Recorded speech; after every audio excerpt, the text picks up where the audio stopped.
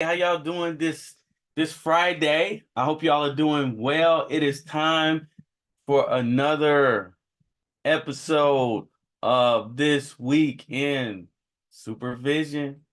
Yes, indeed. Yes, indeed. So we got some things to discuss about supervision today that I want to share with you.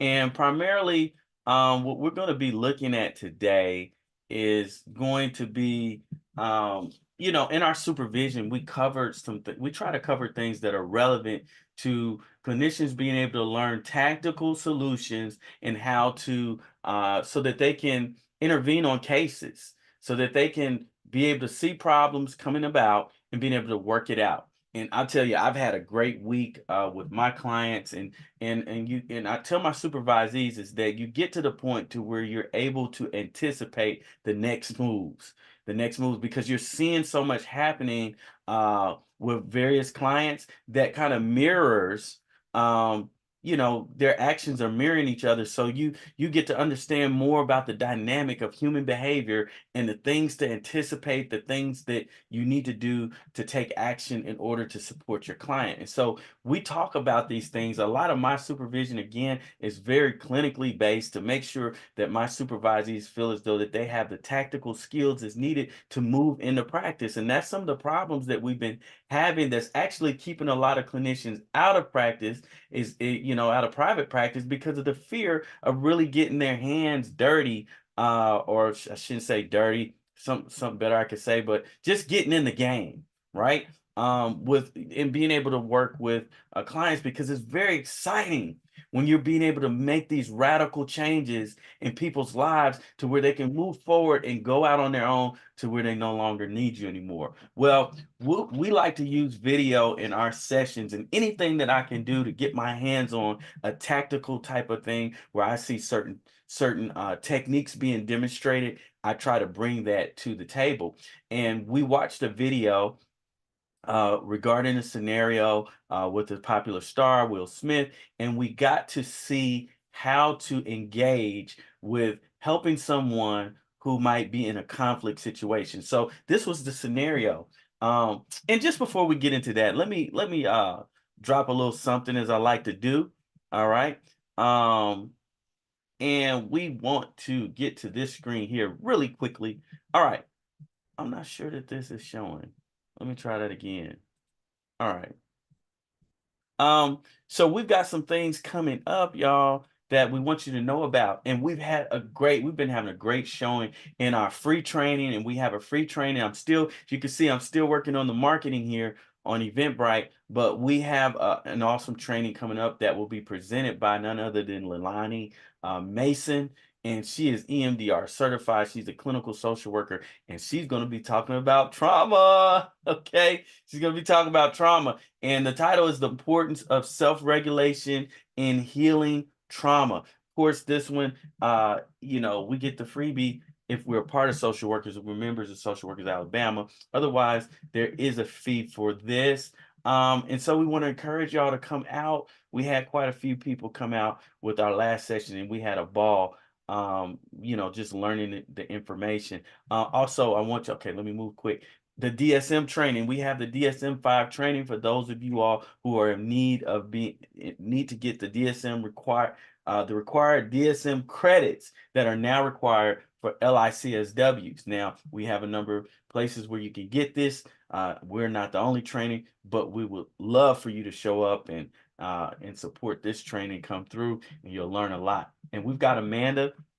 She's presenting. She's one of my former supervisees, so I'm really excited about that. We also have the self-pace. The self-pace will give you the credit hours that you need for the DSM training. You can go at your own pace. We've got a really discounted price on the self-pace, so check that out. It's a really good deal on the self-pace option.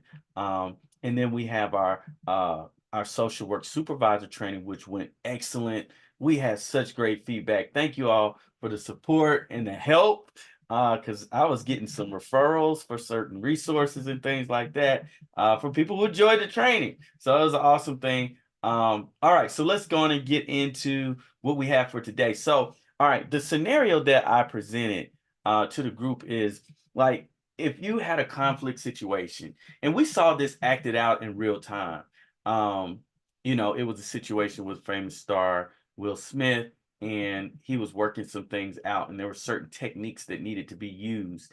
And what I tried to do was try to get in the minds of the supervisees. Like the scenario I used, I say, hey, well, what would happen if you had like a mother or a father who was in a situation to where they were trying to uh establish, oh, I didn't do my time. They were trying to establish a meaningful relationship, help the parent to establish a meaningful relationship with the child. But the problem is that they have harmed this child, they have traumatized this child, and the child is upset and does blame the parent for what they have done. Okay. And so, how would you coach? And this would be more like family therapy, right? How would you coach your client along who is saying, hey, I really want to mend this relationship. There's a lot of bad things that I did, but I want my daughter back. I want my son back. How would you coach them? Or how would you counsel them rather? And how would you support them with understanding what they need to predict right off in a situation when they encounter that loved one, or you might bring the loved one into the session and be the moderator. This is what we do in family counseling. We bring in families and we help them to resolve conflict and come up with solutions. And this thing can get really hectic. I've had it happen. It can get pretty bad. So you need to have a certain level of skill. So what would you do if you had that situation? What would you coach them? And so we went through and we saw a demonstration of all of these techniques being used. And like I said, it was with Will Smith, and we saw a demonstration, and we got feedback from the group on how it was done. And I have a few pointers. I should have said this at the beginning. I have a few pointers that I think if you were looking for technique for conflict resolution to share with your supervisees, to use in your practice, to use on your job, I've got a few great tips that will help. And we're going to jump on into it. Okay. We're going to jump on into it. All right. So what's really important is that the person that has been hurt, let's just say that it was a lot of physical abuse. The parent was very condescending. They beat them. They just really made them feel like that they were nothing. They told them that you're stupid, you're dumb, you're just like your father, you're just like your mother, or whatever. They did all these terrible, horrific things.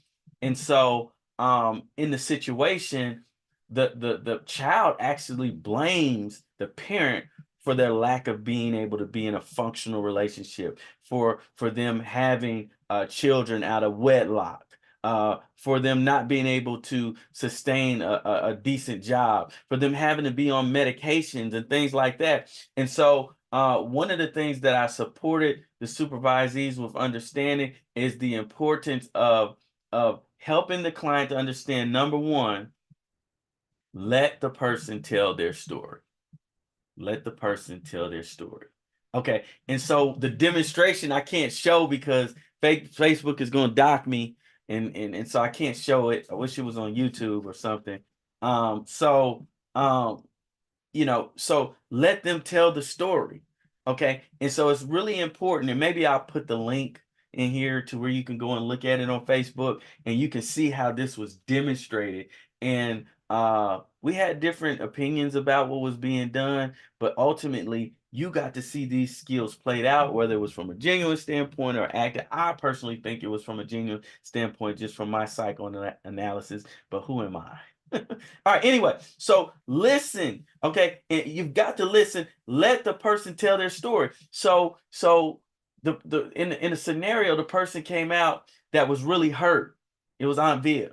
So she comes out to Will. Will kicked her off the set. She blames him for her life being upside down. She blames him for a lot of stuff. I don't even know if I had a list. She blamed him for a lot of stuff, and she's like, you ruined our life. You ruined my reputation. You're the reason why I was not able to get back into the industry because they blackballed me. because of you, right? And she came with the fire on this thing, right? And so, but before they started the conversation, she asked the question. She was like, Will, why did you have to go so far? Why did you have to do this and that? You know, just tell me why.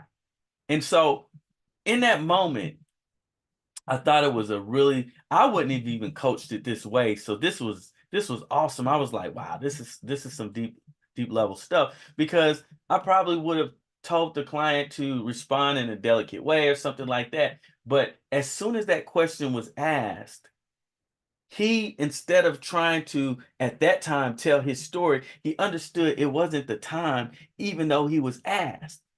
Because the reality is, if you've been abused and somebody abused, let's just say you got cheated on or something like that, and you don't even understand why you was cheated on, why the person did this to you, what was it, something I did? You know, we always want that answer that we really think is going to give us closure. In relationships, a lot of times it doesn't actually. I advise my clients not to ask, because what is going to be the right answer when you've been cheated on? Oh, well, that was a good reason for cheating on me. You feel what I'm saying? Oh, you really wasn't good enough, and I thought they were better. You know, so, but in other scenarios, it does help for us to have answers so that we can have some closure. Why did you beat me like that? Well, I was abused as a child as well, and I didn't know any better. But this was not the timing. So you can watch the video. Y'all probably gonna cut me off and go watch the video, but you can watch the video. And so at that time, um, Will said what he did. He said that, you know what, um, this is what we need to do. He said I want to kind of hear about what your experience was, because I don't really know. I was seeing things a different way, and so I'm interested in knowing what your experience was, instead of him interjecting what he felt about the situation. And I thought that was an awesome technique, because here it is, let them tell the story. And these are Will Smith's steps to how to resolve conflict in these tough situations. So it was like, let them tell the story. So he allowed for her to tell her story, and boy, did she tell her story, man. She just plumb went off on this dude. It was really crazy. And so yeah, so that was the deal. So also, um what we could do. Okay, the next step was to ask questions. Ask questions. Okay. What I want to say is this: that we can't skip past something that's very important. When the person is telling their story, you got to listen. So this is where most conflict situations that I've encountered in psychotherapy with two or more people just go south. Because guess what? If you've harmed somebody, just our pride, the way that it is many times, it's very difficult for us to just take in that we have caused so much damage to somebody, especially if it's somebody that we really love. Or if we don't love them that much, it's still really hard to take information from a critic. And so here it is. I'm feeling justified as a parent for why I did what I did, and my child is just throwing it at me. How I was a deadbeat parent, and I really was deadbeat. But it's hard for me to hear that. So at that moment, let that person tell the story.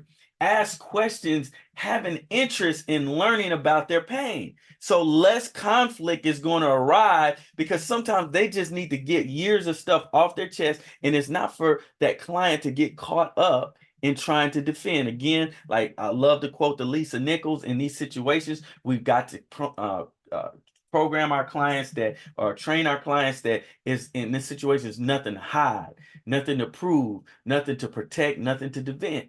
When we're like that, we can be silent much easier.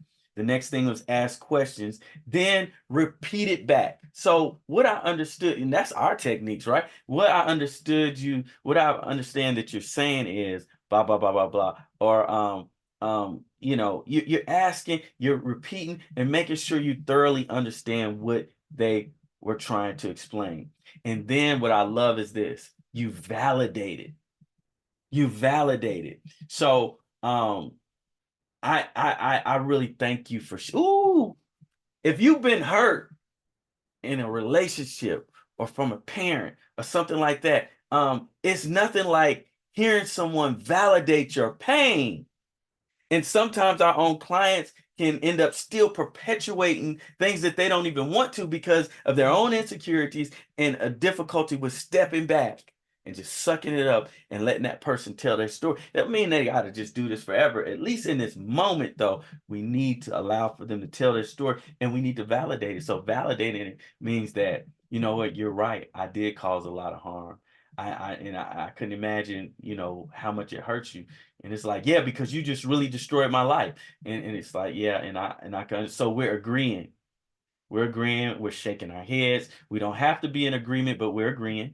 Okay. And that's what we're training the client. And then we're saying, thank you for sharing this with me.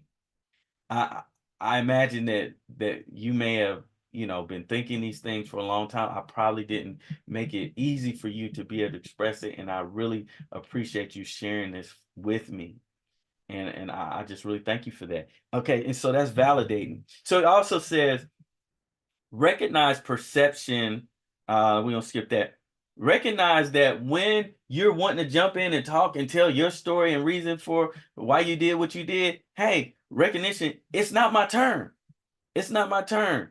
Um, Seek first to understand, then to be understood. So first, try to understand, and so it is a place to be understood because for the closure, they may need to hear about why you did it. But then don't let your client allow for this to be an excuse making thing, something to justify it. You're still in the spirit of, your client's still in the spirit of, I'm wrong. I'm just interpreting to you what happened at that time, the frame of mind that I was in, and how screwed up I was, basically. And that's why I made these bad decisions that you didn't deserve. So we got to stay clear on that message that you didn't deserve this. And we want to move quickly. We want to have them move quickly off of their story, but enough to where the person can understand because they're in their pain. Um, and lastly, we mentioned you've got to be able to withstand other people's truths. Golly, man, that's a tough one. Even being married, man, trying to hear my wife's truths is kind of tough sometimes. Because what's true to her is sometimes not true to me. But you have to allow individuals, when we're communicating, to hear their truth about the situation, allow them to speak uninterrupted and validate. So here we got it, just a rundown. Let them tell their story, ask questions, repeat it back, validate it. Okay, I think I don't know what our time is, but I'm sure we're over. That's it for today. Man, I'm hoping to see y'all on next week, man. And I'm going to try to, maybe I'll put this clip out or something so that you can access it, or you can request it from me if you want to see the actual video after you've seen my video. All right, y'all take care now.